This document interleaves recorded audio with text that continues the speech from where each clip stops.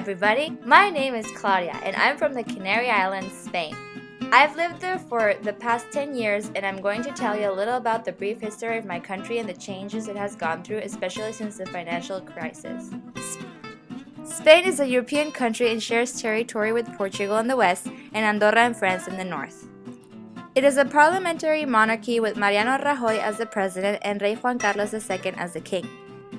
Between 1985 and 2000, it was integrated into Europe, and in 1986, it joined the European Union. In the 1990s, it was affected by a global recession, and in 1999, it joined the Eurozone. After recovering from the global recession in the 1990s, Spain was passing through a great economic period. But then, the financial crisis of 2008 hit Spain really hard. The unemployment rate rose to 27%, where it stands today, reaching a historical record.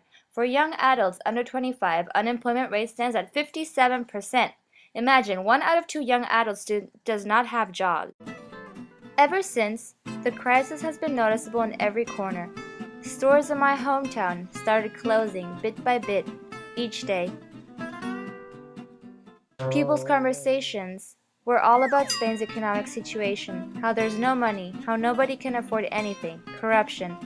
Protests started rising on the streets. People were miserable, sad, and more cases of robbery occurred, and the amount of assaults on the streets rose. Nevertheless, it is not all about being pessimistic.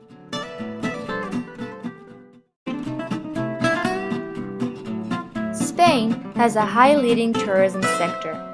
Its tourism revenue grew by 14% in 2011. Spain's exports of goods and services grew by 18% between 2009 and 2011. Spanish economies lead in international issues such as the Panama Canal, and they manage airports in London, Orlando, or Bogota, and many more.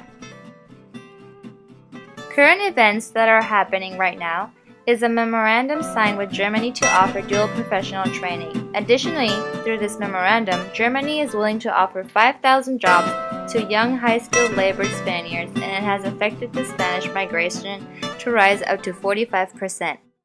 Now we will be talking about GDP, trade, and exports. This chart includes historical data for Spain's GDP per capita. The GDP per capita is obtained by dividing the country's gross domestic product, adjusted by inflation, by the total population. Spain's trade plays a significant role in the nation's economy, accounting for more than half of its GDP. However, Spain has had a persistent trade deficit over the past few years, which stood at $77.5 billion in 2009. Spain's weak trade scenario is attributable to several factors, predominantly the nation's increasing reliance on imported petrol and decreased market competitiveness. Additionally, the steady decline of Spain exports is attributed to the strength of the euro, which has made Spanish exports more expensive.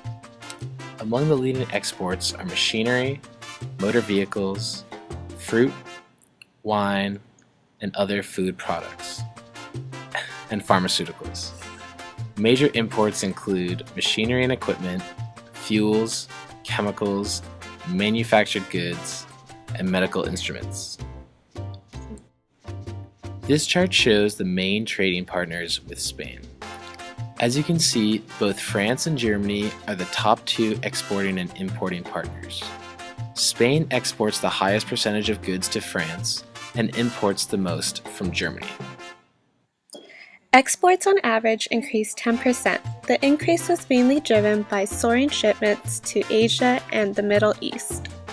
In addition, consumer confidence has been slowly rising but very low compared to the levels in 2010 and 2011. Retail sales have been declining since April of 2010. Furthermore, business confidence was at a 3-year low. In March 2013, industrial production fell by 9.8%. Spain has cut spending and increased taxes in line with the IMF and the European Commission. Government spending has been decreasing since mid-2010. Overall, Spain has been progressing economically since the end of the Spanish Civil War in 1939, when its economy was devastated. Spain's rapid economic development came to be known as the Spanish Miracle. Today, tourism industry and agriculture play a major role in the country's economy. Now let's talk about trade openness, migration, and exchange rate. In 2010, Spain's total trade openness, which is the ratio of trade divided by the GDP, was 55%. However, the trade openness is higher than in 1990, thus showing an improvement. The trend is also prevalent in other European nations such as Denmark and European groups such as the EU15 and the OECD. Between 1990 and 2007, Spain had a period of increasing employment which was accompanied by an inflow of immigrants. In 2008, however, the level of employment began to decline because of the European financial crisis. As we can see from the graph, in 2005, Spain had one of the highest net migration rates compared to other European countries. It is right after Cyprus, and people were attracted to Spain because of the jobs available, the geographical location, and the strength of its agricultural and construction industries. Spain is part of the Eurozone, consisting of 17 member states of the European Union countries. It uses the euro as their currency and has a floating rate policy. Thus, the market determines the exchange rate. After the introduction of the euro, its exchange rate against other currencies fell heavily, especially against the US dollar. After the appearance of the coins and notes on January 1, 2002, and the replacement of all national currencies, the euro began steadily appreciating and regained parity with the US dollar. What best explains the observed trade, the migration, and international finance situation in Spain? Being one of the leading economic markets in Western Europe, Spain reached an all-time low during their financial crisis in 2008, which was due to long-term loans, the crashing of building markets leading to the bankruptcy of companies, and high unemployment rates.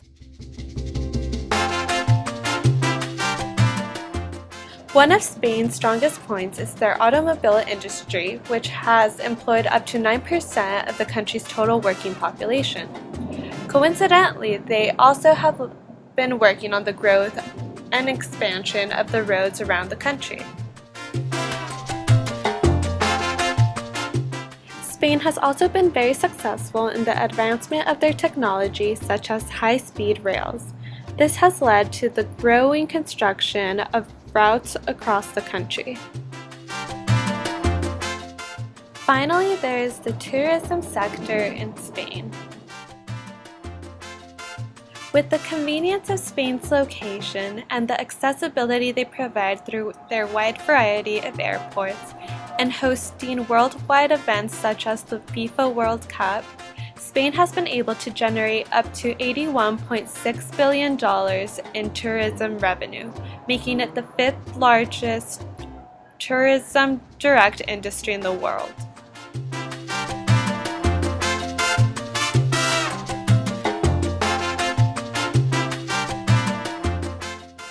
Overall, Spain's steady growth and recovery from their crisis in 2008 can be seen through their terms of trade, their current account, and trade of balance.